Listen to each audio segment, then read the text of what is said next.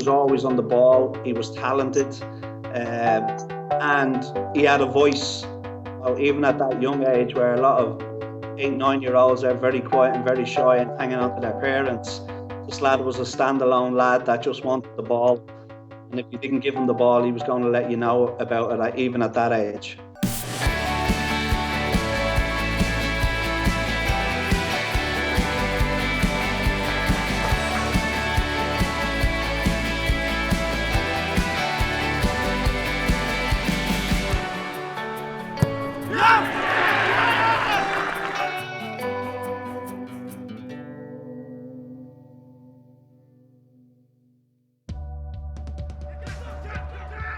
He's become one of the top marksmen in Europe this season and a permanent fixture at the heart of Patrick Vieira's elite development squad.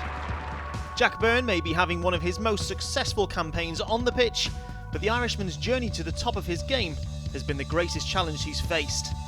The industrious midfielder packed his bags at the age of 14 and left the family home to chisel out a footballing career. The first month or two, it doesn't hit you. It's irrelevant. You sign for Man City, one of the biggest clubs in the world, and you just want to get started and you're playing football every day. But then when it hits you like a ton of bricks. I came over on trial and I was staying in hotels, and then when it kind of got a bit more serious and when they were looking to sign me, I stayed in a fella called Paul Priest's house, and he was massive for me. The thing that I remember most about him was he was so social. For a 14-year-old lad in a strange country, he was chatting away like a 24-year-old. He was calling me Paul, he joined in the conversation. He was really, very outgoing. And I think straight away we hit it off, I say that like a second mother and father to me, like they were brilliant with me since I came over, because I was only young, I was only 14. It's hard when you're in digs and you don't really have that many friends and you can't drive and you can't go out and see people. You go home from training, you finish at 2 o'clock, 3 o'clock most days, and you're going home and you're sitting in a room all day with strangers, but they were great with me. They made me feel very at home, but it's still not your home. So you've got to take the good with the bad, really, in football, in this life, especially when you're moving over from abroad. For 6 weeks, at least, he didn't even bother, he didn't want to go home or anything, he was fine. And then it started to sink in, the newness, the novelty wore off, and he started missing home big time. And he'd take every opportunity to go home. And I talked to him about it and say, well, while you're going home, you're not settling here, but you can understand it, it's difficult for him.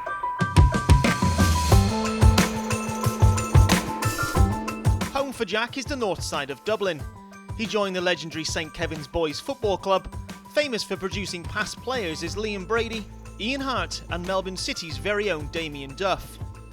His coach at the time, Alan Caffrey, immediately knew he had a player on his hands in more ways than one. When Jack first came to St Kevin's, he really stood out even at a young age. Compared to his ability, he wasn't shy around his own age or adults. He was full of the talk.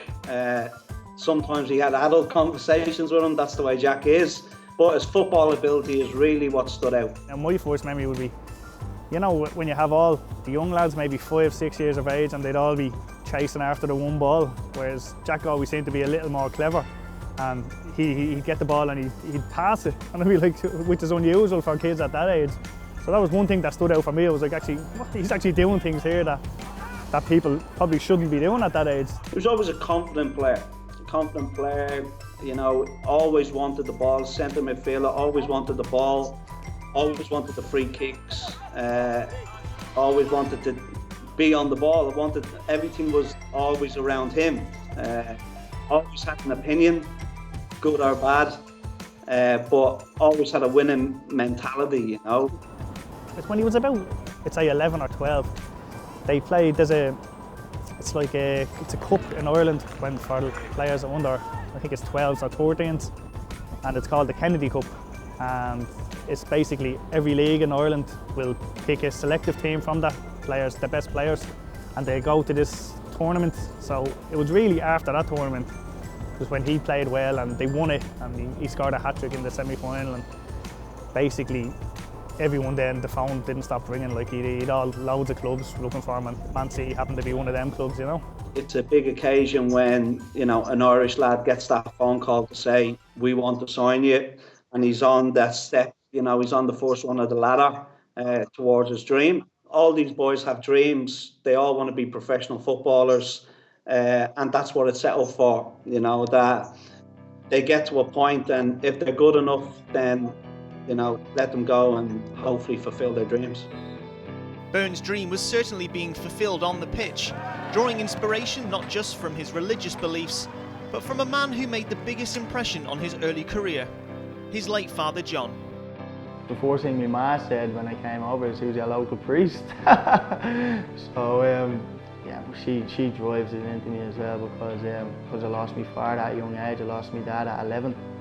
So yeah, my ma, every day before I go to bed, she'll send me a text, did you say your prayers? I knew, obviously, I was told that Jack had lost his dad earlier, and that he needed a father figure over here. I think Mick, the scout, had mentioned to Jack's mum, Jackie, that he could do worse than staying with us.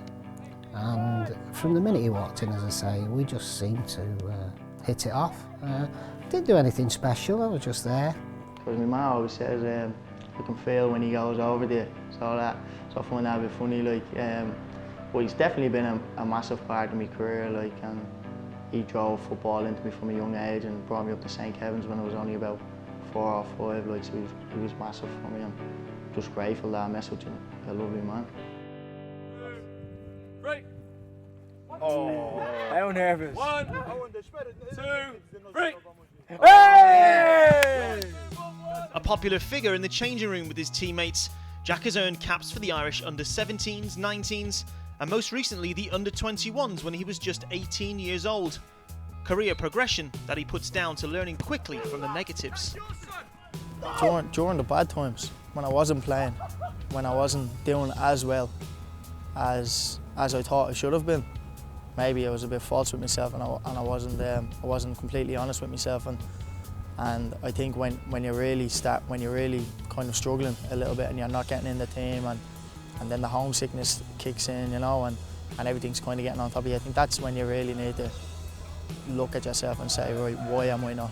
And I got some harsh words off my family, off coaching staff, and off other people, but at the end of the day, they're only trying to benefit you. So if you can take a little bit from everyone and try and put it towards yourself and make yourself better, like, I think that's the most important thing. And after we got knocked out of the U Cup last year, I remember somebody saying, in a weird way, it's kind of not a bad thing. It's kiddie football over. Now concentrate on getting a career, like, you know. So I think that's when it really hit home. A couple of days after that, I was kind of thinking, yeah, I really need to knuckle down here, otherwise we could be home. And so that's when it really sunk in. His character has changed immensely, because he was, like, when he was younger, I don't know whether now I get into trouble for saying this, but he used to, like, he'd always be giving out the referees, and, like, even from, like, he was real young, like maybe 7, 8, 9, and I don't know why he just seemed to be a bit angry when he was young, you know. So he'd be giving out the referees, they'd be sending him off to get off the pitch, and, like, even I suppose clubs would have looked at that when he was young and maybe said, we don't know, you know, maybe that would be a stumbling block for even taking someone like that on trial. But once he got maybe a bit older, 12, 13, 14, he seemed to be able to curb that a bit. At 13, 14, at 15, Jack was a player and sometimes never realised he was also the coach and the manager in his head. So when manager and coach would be given out in the dressing room, Jack always had the answers. Funny thing about it was, sometimes he was right in what he was saying.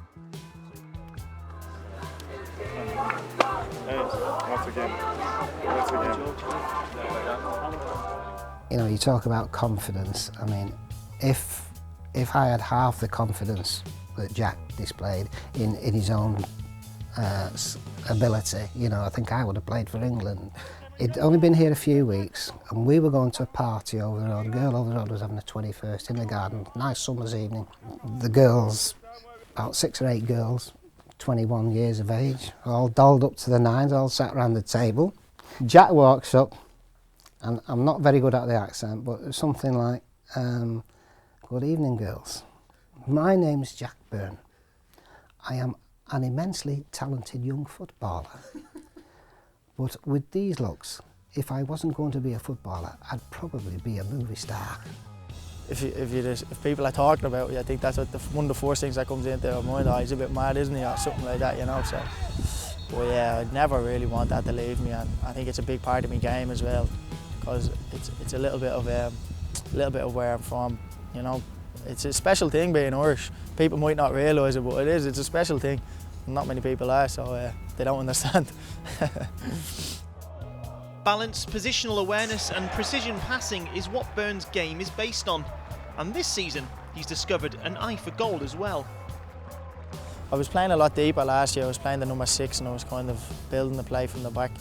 And I enjoyed it. It taught me a lot defensively in the game, and obviously it got me passing through the lines better in touch. But you get the headlines with goals, you know, so it was great to get a couple of goals in the Champions League and then a couple in the league as well, and then a goal against Schalke at home. It was 7,000 in the stadium, and that was brilliant. That'll stay with me forever, like, you know. So I think I put it down to fitness though. I've been doing a lot of work outside of the training ground as well on my own, so but I definitely put it down to fitness and just being in and around the box more, being the number 8 and number 10 role. I feel as if I can get in the box a lot more, you know, and quicker. Maybe last season I was thinking, oh yeah, well the ball might drop there, but I wasn't able to get there, you know. So I think I'm just improving that this year, anticipation of where the ball's going to drop and stuff like that. And the boys have been laying me on as well, so some of them have been tap-ins. So yeah, it's good. A fearless, resolute nuisance. However you describe the lovable rogue, there's always one thing for sure about Jack. You would always choose to play with him than against him.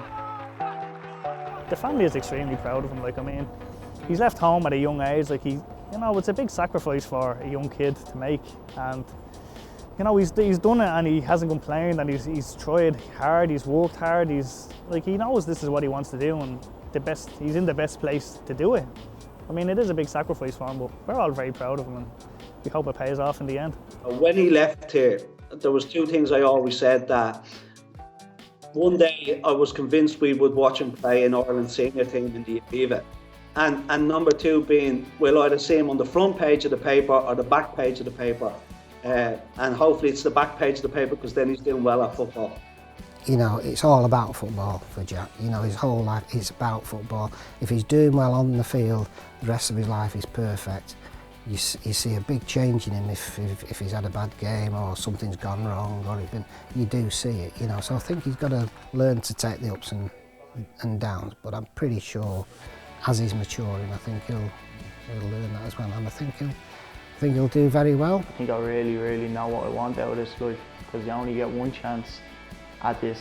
It's not a hobby anymore, it's my job, and I've got responsibilities to repay God for the talent that He's given me, and repay my family for putting so much faith in me and for sending me away at a young age, and I'm just so happy I can make them proud now.